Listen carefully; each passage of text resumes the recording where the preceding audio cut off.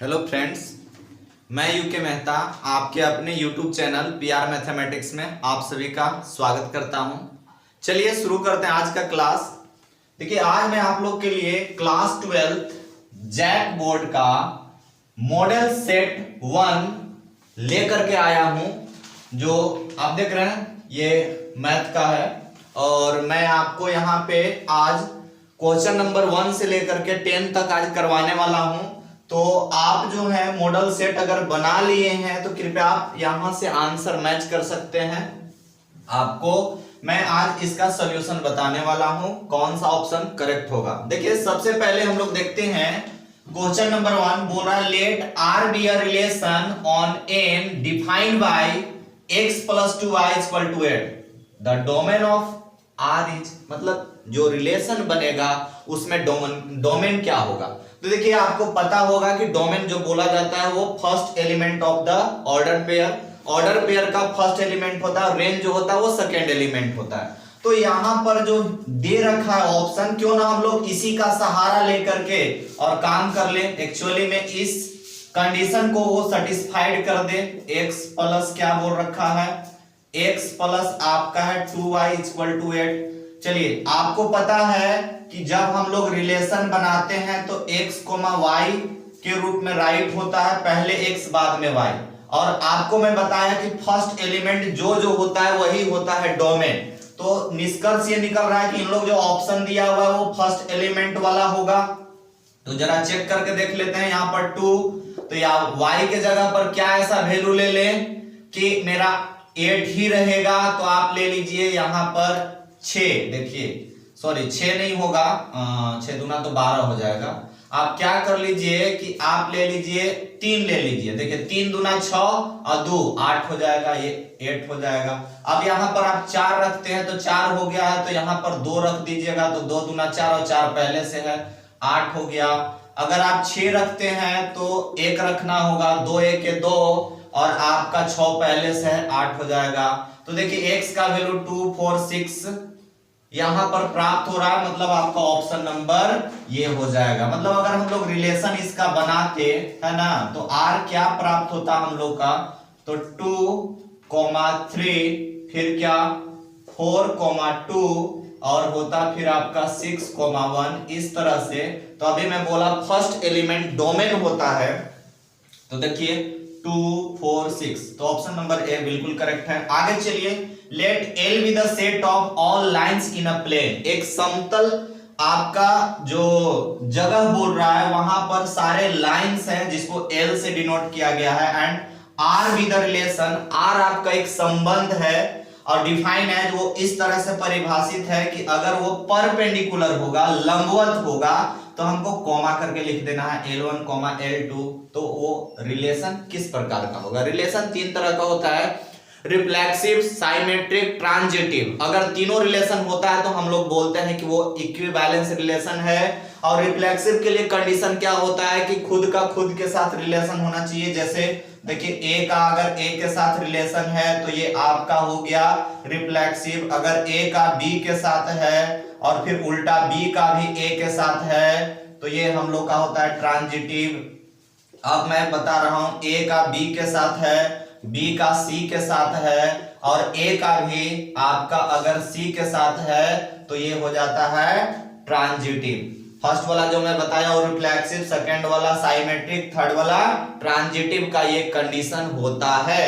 तो यहां पर हम लोग को लाइन से रिलेटेड बताना है कि भाई ये लाइन से रिलेटेड में क्या चीज है। तो जरा आप देखिए, यहां पर बोल रहा है कि ये जो है परपेंडिकुलर है। मान लीजिए कि ये मेरा L1 है और ये वाला L2 है, यहाँ पर 90 डिग्री का एंगल बना रहा है। और अगर परपेंडिकुलर है तो आप L1, L2 लिख सकते हैं। तो आप ये दोनों तरफ से कर सकते हैं। हम लोग बोल सकते हैं कि जो L1 है, ये L1 जो है इस पर L2 परपेंडिकुलर है, या हम बोल सकते हैं कि L2 पर L1 परपेंडिकुलर है। तो दोनों तरफ से बोला जा सकता है, इसीलिए ये वाला जो होगा L1, L2 और साथ ही साथ जो रिलेशन बनाएगा वो उल्टा भी बनाएगा कि L2, क्या L1 दो तरफ से। तो जब दो तरफ से उल्टा भी बन सकता है तो एक तो फिक्स हो गया कि साइमेट्रिक होगा। अब आगे के लिए हम लोग को देखना है कि भाई साइमेट्रिक फिक्स है, साइमेट्रिक आपका होगा, रिफ्लेक्सिव होगा कि नहीं खुद का खुद के साथ। अरे ये L1 अगर मान लीजिए सपोज दैट यहां पे आपका L1 है तो इस पर अपने आप ये कभी परपेंडिकुलर कैसे हो जाएगा, खुद का खुद के साथ तो परपेंडिकुलर नहीं ना हो पाएगा, इसीलिए रिफ्लेक्सिव को भी आप कैंसिल कर दीजिए। अब देखिए अगर रिफ्लेक्सिव नहीं है और आपका साइमेट्रिक पता चल गया है, ट्रांजिटिव के लिए हम लोग चेक कर लेते हैं, देखते हैं। एक इसमें एक और लाइन हम लोग ड्रॉ कर देते हैं, वो L3 हो गया। चलिए लीक करके देखते हैं कि भाई क्या है। पहला आप देख रहे हैं कि L1 का परपेंडिकुलर संबंध बना है L2 के साथ, तो ये तो हो गया। चलिए आगे देखते हैं। फिर आप देख रहे हैं क्या कि L2 का, देखिए L2 यहां पर भी हम लोग मान लिए हैं कि थर्ड लाइन है, तो इस तरह से इन लोग भी परपेंडिकुलर है। चलिए ये भी हम मान लिए कि हाँ है भाई। लेकिन क्या आपका L1 और L3, जैसे L1 का L2 के साथ, मैंने पहला का दूसरा के साथ, दूसरा किसी तीसरा के साथ, तो पहला का भी तीसरा के साथ होना चाहिए। तो L1 का क्या L3 के साथ ऐसा रिलेशन है? नहीं है, बन ही नहीं पा रहा है। परपेंडिकुलर का रिलेशन होगा तभी आप कॉमा में लिख सकते हैं। तो L1 L3 में कहां परपेंडिकुलर है, दोनों तो पैरेलल लाइन हो जाएगा, समांतर, तो ट्रांजिटिव भी नहीं है, इसीलिए ऑप्शन नंबर बी बिल्कुल करेक्ट है, symmetric but neither reflexive not transitive. चलिए हो गया।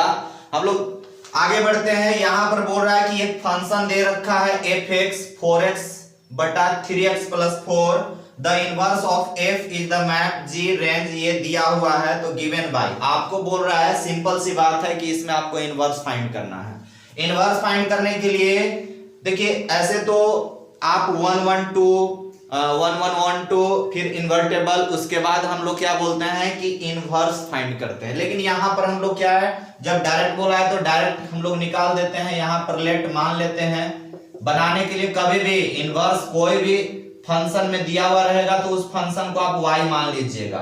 और देखिए इसका वैल्यू जो दे रखा है वो है आपका 4x और 3x प्लस 4 और ऐसे है y और ऐसे है। एक काम कीजिए कि आप ऐसे इनटू कर लीजिए ये वाला में, तो 1 से होगा तो आपका 4x हो गया, ये वाला में करेंगे तो 3xy हो गया, फिर 4y हो गया। आगे मेरे को टारगेट है कि x का वैल्यू निकाल दो, तो x को एक तरफ कर दीजिए ना, तो 4x माइनस 3xy और इधर में आपका हो गया 4y। x अगर कॉमन ले लिया जाए तो 4 माइनस 3y होगा, इधर में 4y है, जाके डिवाइड कर जाएगा। x का वैल्यू हम लोग निकाल लिए क्या, तो 4 minus 3y, option number B दिख रहा है, क्योंकि यही इसी को हम लोग बोलते हैं कि ये इनवर्स है। ठीक है, ऐसे करके कोई भी क्वेश्चन अगर दिया हुआ रहेगा तो आप बना पाएंगे इनवर्स फाइंड करने के लिए, वो भी फंक्शन में। एक्चुअली में ये आपका क्या है, x का जो वैल्यू आता है वही इनवर्स होता है। आगे देखिए क्या है, यहां पर बोल रहा let the function f and g be 1 1। देखिए आज फंक्शन का बात किया है, तो फंक्शन का बात कर रहा है, तो फंक्शन में होता क्या है भाई, तो फंक्शन आप जानते हैं कि 1 1 फंक्शन होता है, मेनी वन फंक्शन होता है, कांस्टेंट फंक्शन होता है, इसी का और भी नाम बोला गया है, बाइजेक्टिव, सरजेक्टिव, इंजेक्टिव, तो वो सब हम लोग बाद में देखेंगे, अभी इस क्वेश्चन के अनुसार देख रहे हैं। यहां पर बोल रहा है कि अगर f और g 1 1 है तो आपका गॉफ क्या होगा, गॉफ जो है वो क्या होगा। तो इसके लिए चलिए हम लोग बताते हैं कि अगर 1 1 बोल रहा है तो गॉफ कॉम्पोजिशन ऑफ फंक्शन, ठीक है, ये कॉम्पोजिशन ऑफ फंक्शन है, दो फंक्शन का मिला हुआ रूप है। देखिए आप यहां पर आप इसको बनाने के लिए लेट कर लीजिए, क्या चीज कर लेंगे हम लोग, ऐसे x1 और इस इधर से फिर से इसी को मान लेते हैं क्या, x2। अगर आप पढ़े होंगे तो आपको पता होगा कि इसको हम लोग कर्ली ब्रैकेट के अंदर में राइट कर देते हैं, लिख देते हैं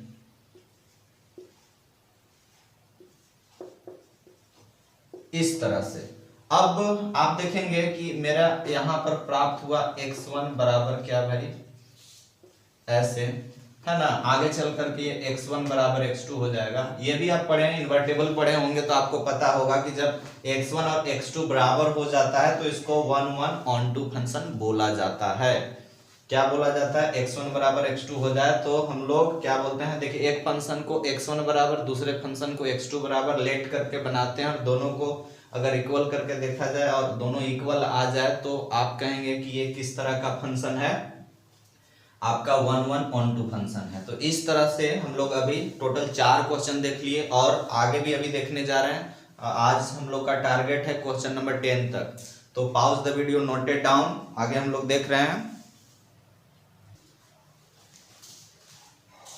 चलिए हम लोग क्वेश्चन नंबर 5 देखते हैं। क्या है? Let the function f such that r to r be defined by fx equal to 3 minus 4x then f is। तो भाई ये जो फंक्शन दे रखा है ये किस प्रकार का फंक्शन है? 1 1 है, 1 1 but not 1 2, 1 1 and 1 2, none of these. चलिए इसको बनाने का तरीका आपको बताते हैं। आपको रियल नंबर पर शो करना है कि ये 1 1 है कि नहीं है। सबसे पहले हम लोग क्या करते हैं, कुछ वैल्यू ले लेते हैं। यहाँ पर आप चाहें तो 0 से भी शुरुआत कर सकते हैं। 3 माइनस 4 इंटू 0 x के जगह पर, तो आपका ये वैल्यू दे देगा आपको 3, क्योंकि ये पोर्शन तो 0 हो गया। उसके बाद हम लोग क्या करेंगे कि यहाँ पर ले लेते हैं 1 और 3 माइनस 4 इंटू 1 कर दें, तो ये आपका आ जाएगा यहाँ पर माइनस में 1, चूंकि ये 4 होगा। और उसके बाद माइनस 1 ले लें तो 3, और यहाँ माइनस रखेंगे, माइनस माइनस प्लस हो जाएगा तो आपका 7 आ जाएगा। इस तरह से और भी लिया जा सकता है। आप चाहें तो यहाँ पर 2 ले सकते हैं तो आपका हो जाएगा 3, और अगर यहाँ x के जगह पर 2 रखा जाएगा तो 4 दूना 8, घटाइएगा तो -5।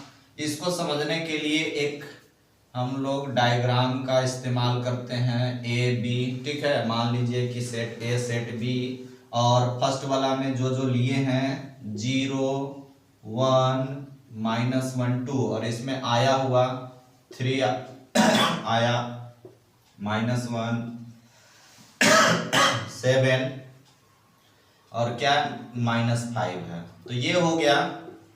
ऐसे आपस में इन लोग देखने से आपको क्या लग रहा है? इसको बोला जाता है इधर वाला प्री इमेज, और ये क्या है? इमेज है। देखिए आप मिला करके देखिए 1 1 स्पष्ट नजर आ रहा है, तो आप कहेंगे कि सबका प्री इमेज का एक एक इमेज दिख रहा है। ये आपका 1 1 एंड ऑन टू फंक्शन है। चलिए आगे बढ़ते हैं। इसमें बोल रहा है भाई कि अगर इसमें x के जगह पर 1 रख दिया जाए तो क्या वैल्यू होगा? वेरी सिंपल, आप अगर यहाँ पर 1 रखते हैं तो x के जगह पर 1 हो जाएगा ऐसे। अब आप देख रहे हैं कि ये 0 बाई क्या हो जाएगा? 2, तो 0 ही आएगा, ऑप्शन नंबर सी हो जाएगा। विशेष इसमें कुछ बताने की आवश्यकता नहीं है। आगे देखिए साइन इनवर्स x बराबर y है। एक्चुअली में ये जो दे रखा है एनसीईआरटी का क्वेश्चन आप देख रहे हैं, पढ़े भी होंगे, ये ऑप्शन नंबर सी होगा। मैं आपको बता दूं कि ये जो दे रखा है साइन का रेंज दे रखा है, और आपको याद रखना है कि -π/2 से π/2 तक का वैल्यू होता है साइन का। अगर यही आपका कोस का रहता तो आपका कोस का वैल्यू क्या हो जाता? कोस के लिए आपको याद रखना है कि 0 और पाई होता है। तो यही चीज आपको ध्यान में रखना है कि अगर भाई साइन का बोलेगा तो -π/2 से π/2 तक का वैल्यू होता है, कोस का बोलेगा तो 0 से पाई तक का होता है। ये आपको ध्यान रखना है, बस आपका हो गया।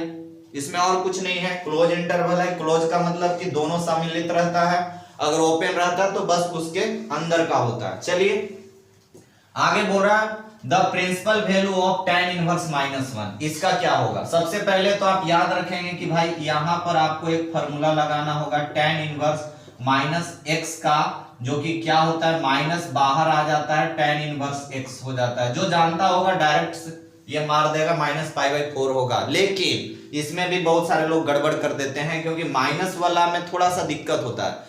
3 जो है जैसे कि कोस, सेक और कोट, इन लोग का फॉर्मूला जो है अलग होता है माइनस का।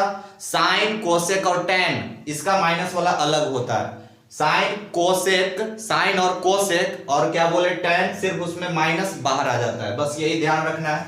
अगर आप इसको बनाते तो माइनस बाहर आ जाता आपका और हो जाता 1, और आपको पता है कि tan में 1 जो है कितने का होता है? तो tan π/4 का होता है। और आप एक फॉर्मूला अवश्य पढ़े होंगे कि भाई मैच करता है, ऐसे ना, इस तरह से अगर मैच करता है, tan मैच कर जाता है तो x बाहर हो जाता है। यहाँ पर जो थीटा होता है वो बाहर, तो यहाँ tan और tan मैच कर गया, तो आप देख रहे हैं कि π/4 बाहर होगा, लेकिन साथ में माइनस भी होगा, माइनस है तो ऑप्शन नंबर बी करेक्ट है। आगे बढ़ते हैं, ये देखिए। अच्छा सबसे बड़ा यहाँ पर जो बच्चे गड़बड़ करते हैं वो क्या है कि भाई देख लिए, अभी जैसे मैं बताया tan tan मैच कर गया तो यहाँ का थीटा बाहर हो जाएगा, cos cos मैच कर गया तो यहाँ का थीटा बाहर हो जाएगा। ऑप्शन नंबर ए मार देते हैं, लेकिन ये गलत हो जाएगा। सिर्फ मैच कर देना ही बड़ी बात नहीं है। अभी कुछ देर पहले मैं बता रहा था कि cos का जो रेंज होता है 0 से पाई होता है, इसका वैल्यू भाई ये 0 से पाई के बीच में होना चाहिए, जो कि 0 से पाई के बीच में नहीं है। 0 और 180 डिग्री के बीच का होना चाहिए, जो कि नहीं है। तो आपको सोचना है कि तब नहीं होगा, फिर तब आपको क्या करना है, फिर आपको इसको सोल्व करके छोटा बनाना होगा भाई, उसके अंदर वाला चीज लाना होगा। तो लाने के लिए एक तरीका है कि आप क्या कीजिए, 6 से इसको भाग दीजिए। आप बोलेंगे कितना बार भाग जा सकता है, तो बोलेंगे 2 बार जाएगा, तो साथ में पाई भी लिख देना है। 6 दूना 12 हो गया। अगर 1 जोड़ दिया जाए तो 13 हो जाएगा। तो 1 जोड़ने का मतलब बगल वाला को जोड़ना है, पाई बाई 6 कर देना है। 11th क्लास में आप पढ़े होंगे कि cos 2 पाई प्लस थीटा बराबर होता है cos थीटा। तो यहां पर अवश्य आप क्या कर देंगे, cos इनवर्स बाहर ही रहेगा, और ये cos 2 पाई के बाद वाला थीटा है, तो थीटा आपका हो जाएगा ऐसे पाई बाई 6। अब आप कहिए कि भाई cos cos मैच कर गया तो पाई बाई 6 बाहर हो जाएगा, मतलब ऑप्शन नंबर बी करेक्ट हो जाएगा। और पाई बाई 6 जो है आपके ये 0 और पाई के बीच के रेंज वाला है भी, तो बिल्कुल करेक्ट है, कोई दिक्कत नहीं है। आगे हम लोग देखते हैं कि साइन और यहाँ पर tan। अभी हम लोग क्या देख रहे थे भाई कि tan है तो tan ही होना चाहिए, अगर cos है तो cos ही होना चाहिए, लेकिन हाँ रेंज वाला भी ध्यान रखा। लेकिन यहाँ पर साइन है, मेरा tan है, अगर साइन है साइन ही हो जाए तो काम बन जाता। तो इसको बनाने के लिए आप क्या करेंगे, ऐसे कर लीजिएगा कि tan इनवर्स x को थीटा मान लीजिएगा, या कुछ भी a b c मान सकते हैं आप। तो यहाँ पर अगर x इधर ही रह जाए और tan इनवर्स उधर भेज दें तो आपका इनवर्स समाप्त हो जाएगा, tan थीटा हो जाएगा।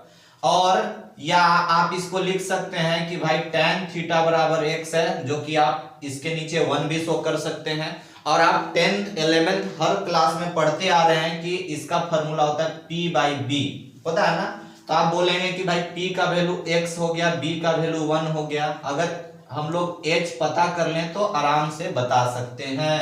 तो h निकलेगा कैसे, p square plus b square using Pythagoras theorem. p का वैल्यू क्या है भाई, x है, तो आप कर लीजिएगा x का स्क्वायर 1 का स्क्वायर, तो h का वैल्यू भी निकल गया। आगे 1 को कर दीजिए, x को बाद में कर दीजिए, कोई दिक्कत नहीं है, ये निकल गया। अब हम लोग बोलेंगे कि मुझको चाहिए क्या भाई, साइन थीटा, जिसका p बाई एच होता है। तो आप बोलेंगे कि p का वैल्यू मेरा क्या है, p का वैल्यू x है, तो x हो गया, h अभी हम लोग निकाले हैं 1 प्लस क्या x स्क्वायर। अगर थीटा चाहिए तो साइन उधर जाएगा और इनवर्स हो जाएगा x बटा अंडर रूट 1 प्लस क्या x स्क्वायर।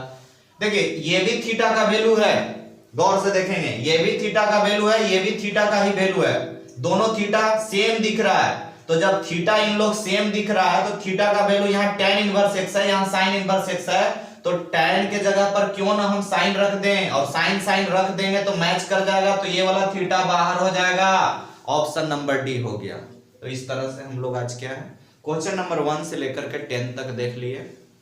और ये मैं जो मॉडल सेट पेपर 1 शुरू किया हूं इसको पूरा करूंगा, और बाकी जितने भी सेट दिए हुए हैं उसको भी मैं पूरा करूंगा। बस आप लोग हमें सपोर्ट करते रहिए, वीडियो को शेयर कीजिए, और अच्छा लगता है लाइक कीजिए, है ना। और आगे वीडियो के लिए नोटिफिकेशन प्राप्त हो सके, इसके लिए आप हमारे चैनल को सब्सक्राइब कर लीजिए, ताकि जैसे ही मैं नेक्स्ट वीडियो अपलोड करूंगा, ये सेट जो जारी कर रहा हूं पूरा मैं कंप्लीट करूंगा, तो आपको प्राप्त हो जाएगा और आप देख पाएंगे। चलिए, हैव ए नाइस डे, जय हिंद।